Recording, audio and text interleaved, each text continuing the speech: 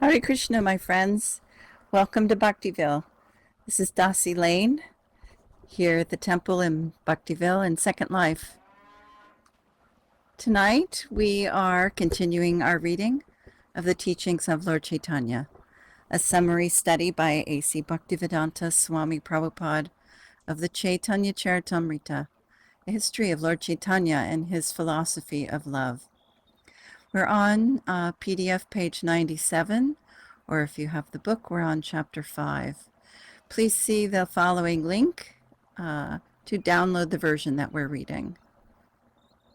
We'll leave some time at the end for comments, questions, and answers. Then kirtan and dancing. That's what we do here. Thank you. Hare Krishna. All right, chapter 5. How to approach God. Actually, all Vedic literature directs the human being toward the perfect stage of devotion. The paths of fruitive activities, speculative knowledge, and meditation do not lead one to the perfectional stage, but the Lord actually becomes approachable by the process of devotional service. Therefore, one is recommended throughout the Vedic literature to accept the process of devotional service.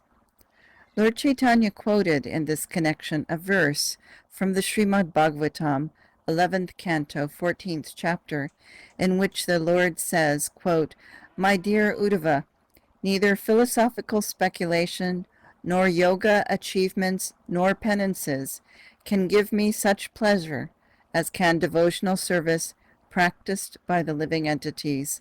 End quote. He can only be achieved by devotional service, as he is dear only to the devotees. If a person born in the lowest family of humanity is a devotee, then he becomes freed from all contamination. Devotional service is the only path by which to achieve the Supreme Personality of God. This is the only perfection accepted in all Vedic literature. As a poor man, upon receiving some treasure, becomes at once happy, so, when one attains to devotional service, automatically the pains of material existence are vanquished. As one advances in devotional service, one attains love of Godhead, and as he advances in the love for the Supreme, he becomes free from all material bondage. The disappearance of poverty and liberation from bondage are not, however, the end results of love of Krishna. Actually, the love of Krishna, or love of God, exists in relishing the reciprocation of loving service. In all Vedic literature, one will find that attainment of this loving relationship between the Supreme Lord and the living entities is a function of devotional service. Our actual function is devotional service, and our ultimate goal of achievement is love of Godhead. Therefore, in all Vedic literature, Krishna is the ultimate center. By knowledge of Krishna, all problems of life are solved.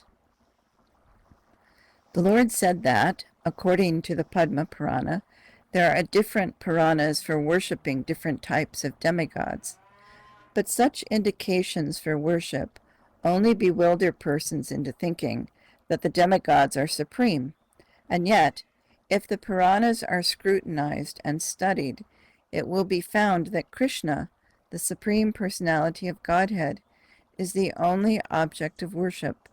For example, in the Markandeya Purana, there is mention of Devi worship, worship of the goddess Durga or Kali. But in that same Chandika, it is also stated that all these demigods, even in the shape of Durga or Kali, are different energies of Vishnu. Therefore, even the study of the Puranas will reveal Vishnu, the Supreme Personality of Godhead, to be the only object of worship. The conclusion is that, directly or indirectly, all types of worship are more or less indicating a worship of the Supreme Personality of Godhead, Krishna.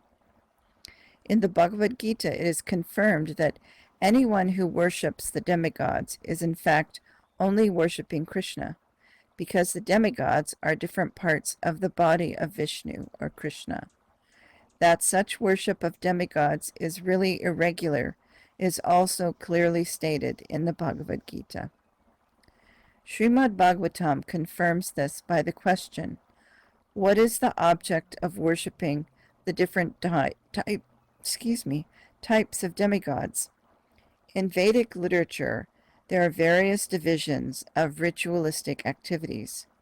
One is called karmakanda, or purely ritualistic activities. Another is called upasanakanda, or speculating on the supreme absolute truth. What then is the purpose of the ritualistic sections of Vedic literature, and what is the purpose of different mantras or hymns indicating the worship of different types of demigods? And what is the purpose of philosophical speculation on the subject of the absolute truth? The Srimad Bhagavatam replies that all these different methods defined in Vedic literature indicate the worship of the Supreme Lord Vishnu. They are all indirect ways of worshiping the Supreme Personality of Godhead. Sacrifices contained in the ritualistic portion of the literature are to satisfy the Supreme Lord Vishnu, because yajna, sacrifice, is specifically meant to satisfy Vishnu. Vishnu's name is also Yagneshwara, or Lord of the Sacrifices. The neophytes are not all on the transcendental level, and therefore, according to their situations in the different modes of material nature, they are advised to worship different types of demigods, so that gradually they may rise to the transcendental plane and be engaged in the devotional service of Vishnu, the Supreme Personality of Godhead. For example, it may be said that some of the neophytes are attached to flesh eating, and for them the Puranas prescribe that they can eat flesh after offering it to the deity Kali.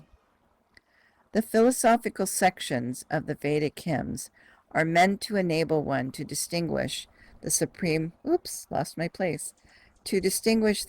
Personality of Godhead from Maya.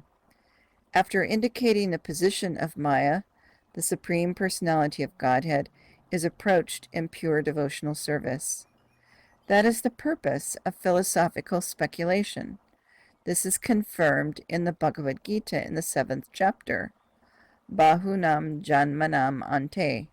Quote, the philosophical speculators and empiric philosophers, after speculating for many, many births, ultimately come unto the Supreme Lord Krishna and accept that Vasudeva Krishna is everything.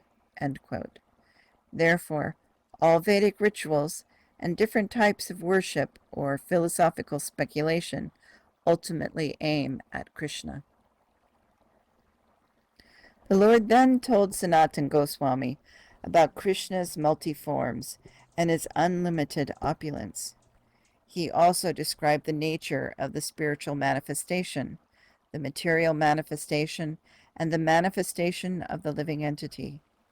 He also informed Sanatana Goswami that the planets in the spiritual sky, known as Vaikunthas, and the universes of the material manifestation are to be known as different types of manifestations, for they are creative manifestations of the two different types of energies, namely the material energy and the spiritual energy. Therefore, as far as Krishna himself is concerned, he is directly situated in his spiritual energy, or specifically in his internal potency. To help us understand the difference between the manifestation of the spiritual energy and the material energy, there is clear analysis of the two in the 2nd canto of Srimad Bhagavatam. Also, Sukadeva Goswami, by commenting on verse 1 of the 10th canto, makes a similar clear analytical study. Lord Caitanya accepts Sukadeva Goswami as an authorized commentator on the Srimad Bhagavatam.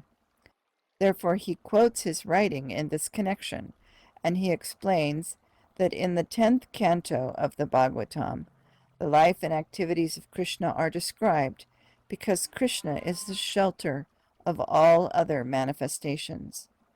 Therefore, Shukadeva Goswami worshipped and offered his obeisances unto Krishna, the shelter of everything.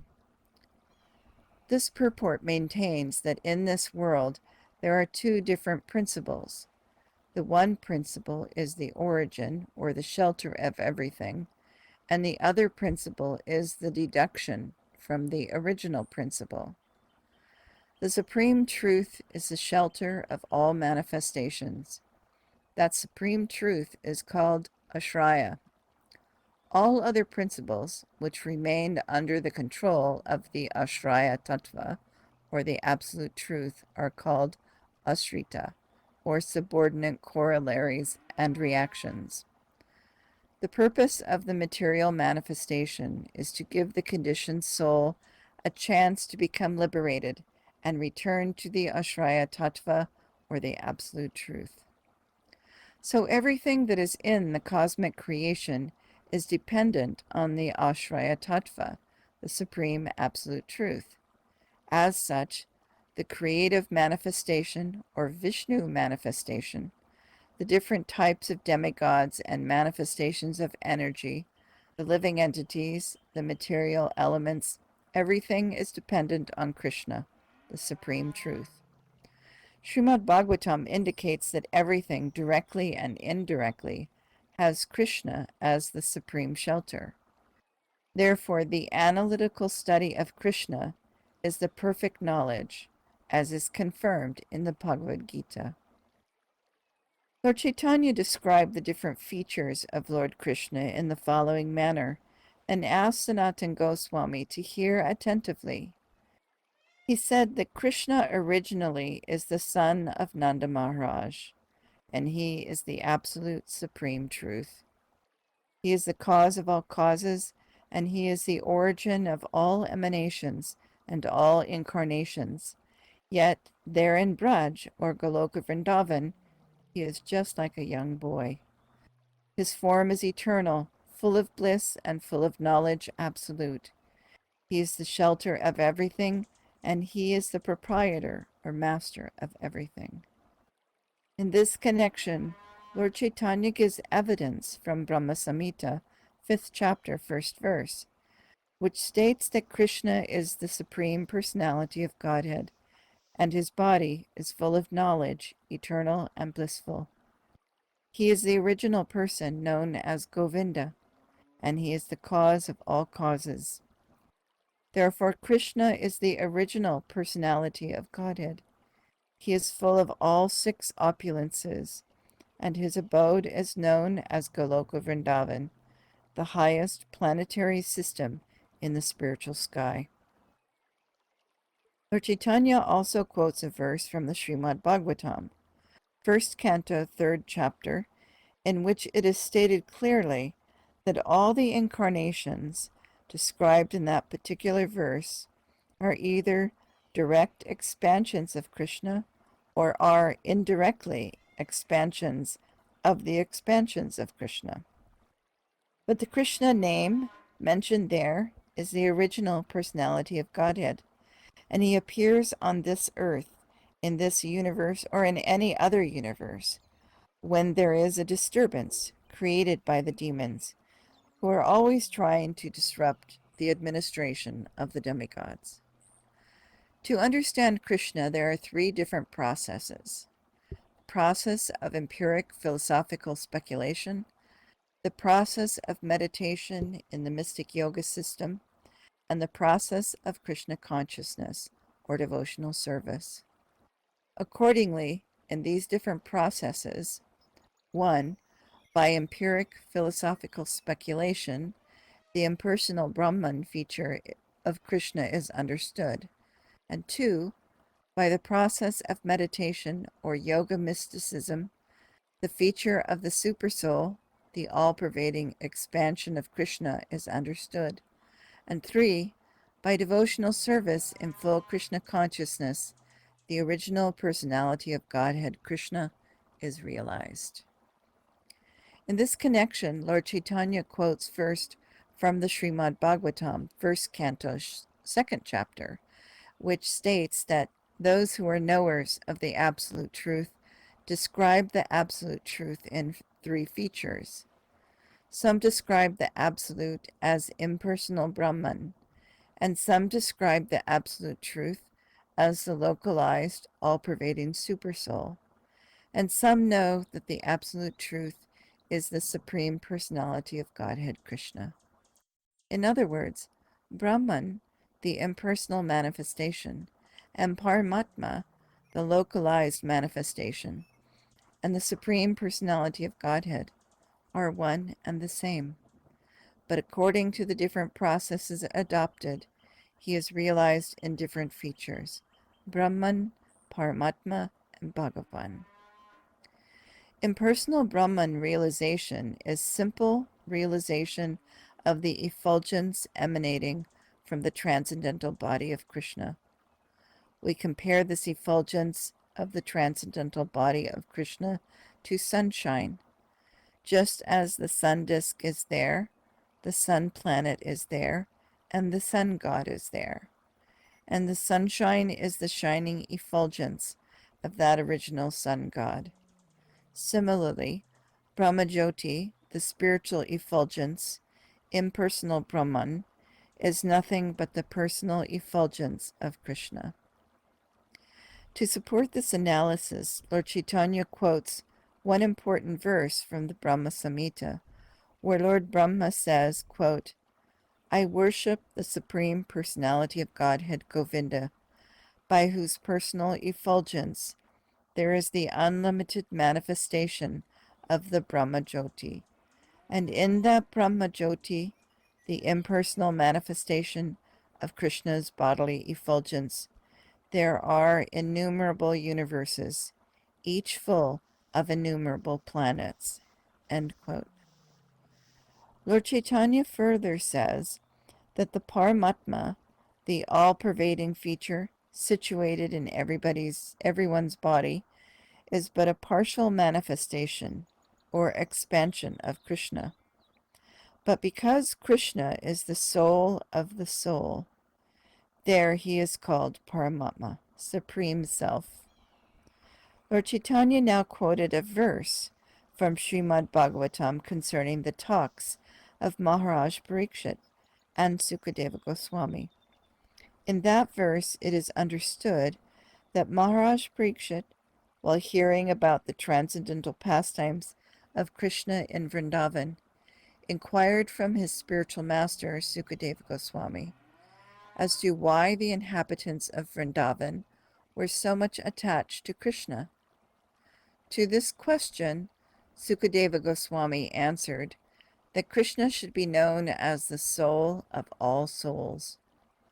He is the soul of all individual souls, and he is also the soul of the localized Paramatma. He was acting just like a human being to attract persons to him and to show that he is not formless. He is as good as other living beings, but he is the supreme, and other living beings are all subordinate to him. All living beings, therefore, can enjoy spiritual bliss, eternal life, and full knowledge in his association. Lord Caitanya also quotes a verse from Bhagavad Gita, in which the Supreme Lord speaks to Arjuna about his different kinds of opulences, saying that he himself enters into this universe by one of his plenary portions, Garbhodakshayi Vishnu, and he also enters into each universe as Kshirodakshayi Vishnu, and then expands himself as Supersoul in everyone's heart.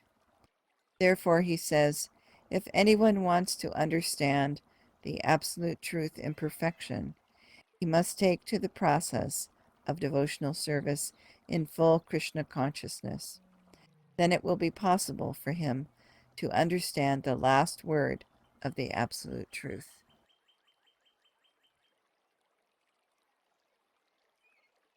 We have 10 more minutes. I'm going to keep going. Oh, Hare Krishna, Kandita. Dandabats, nice to see you. Chapter 6. I don't think we'll finish this chapter, but we'll start it. Chapter 6. His forms are one and the same. By devotional service, one can understand that Krishna, first of all, manifests himself as Svayamrupa, his personal form, then as Tadikatma Rupa, and then as Avesharupa. In these three features, he manifests himself in his transcendental form. The feature of Svayamrupa is the form in which Krishna can be understood by one who may not understand his other features. In other words, the form in which Krishna directly understood is called Svayamrupa, or his personal form. The Tadikatma Rupa is that form which most resembles the Svayamrupa, but has some differences of bodily features. This Tadikatma Rupa is divided into two manifestations, called the personal expansion and the pastime expansion. As far as Avesha Rupa is concerned, sometimes Krishna empowers some suitable living entity to represent him. When a living entity acts as a representative of the Supreme Lord, he is called Avesha Rupa, or Shaktavesha Avatar. His personal form is again divided into two, Svayamrupa and Svaya Prakash. As far as his Svayamrupa, or pastime form, is concerned, it is in that form that he remains always in Vrindavan with all the inhabitants of Vrindavan. That personal form is again divided into two, known categorically as the Prabhava and the Vaibhava forms. For example, Krishna expanded himself in multiple forms in the Rasa dance. When he danced with the gopis, he expanded himself in multiple forms to dance with each and every gopi who took part in that dance. Similarly, he expanded himself into 16,108 forms at Dwarka when he married 16,108 wives.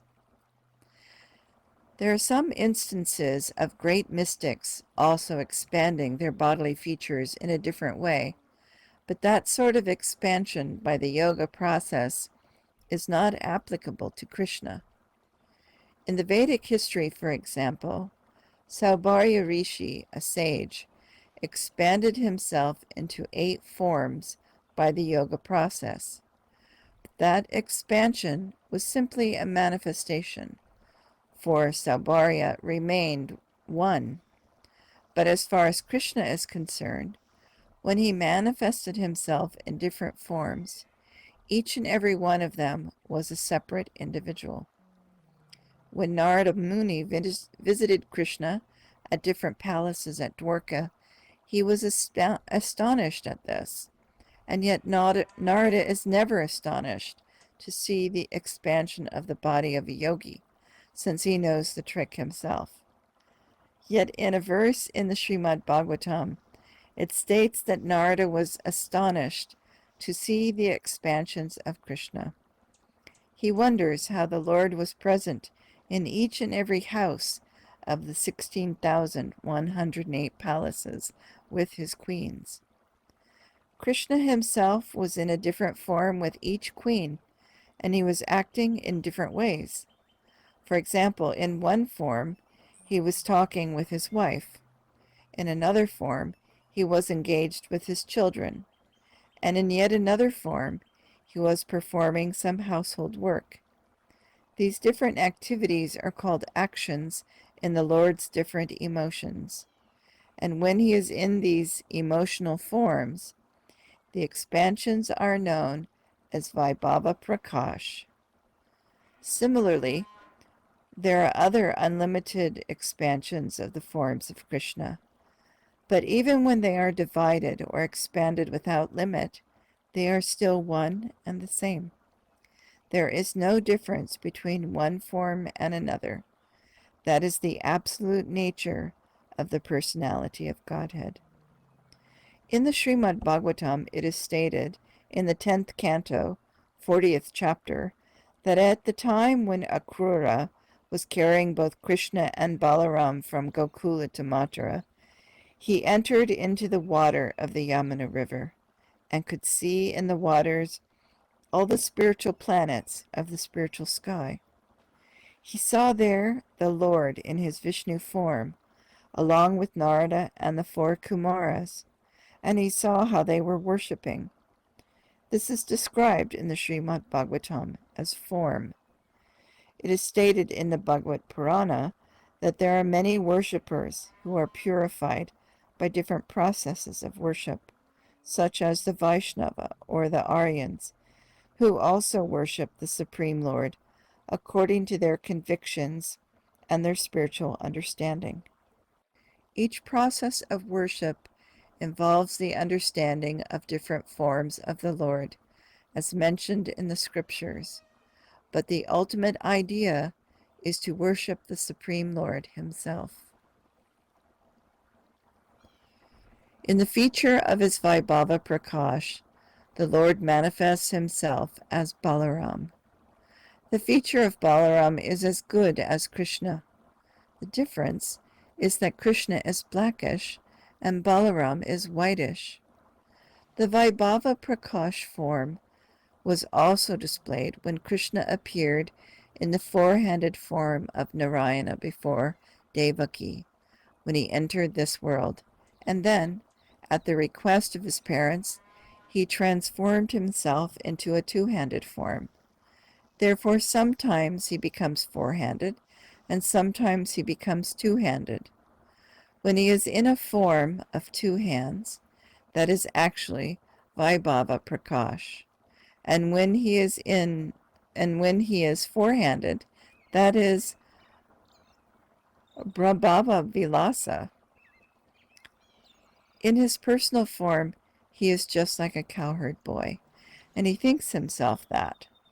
But when he is in the Vasudeva form, he thinks himself the son of a Kshatriya, and he feels himself also to be a Kshatriya, a princely administrator. Form, opulence, beauty, wealth, attractiveness, and pastimes are fully exhibited in his form as the son of Nanda. In some of the Vaishnava literature it is found that sometimes, in his form as Vasudeva, he becomes attracted to the form of Govinda in Vrindavan. Sometimes, as Vasudeva, he desires to enjoy as Govinda does, although the Govinda form and the Vasudeva form are one and the same. There is a passage in the Lalita Madhava, 4th chapter, in which Krishna addresses Uddhava as follows, quote, "My dear friend, this Govinda form as a cowherd boy attracts me. I wish to be like the damsels of Braj, attracted by this Govinda form." End of quote. Similarly, in the 8th chapter, Krishna says, quote, "Oh, how wonderful it is! Who is this personality?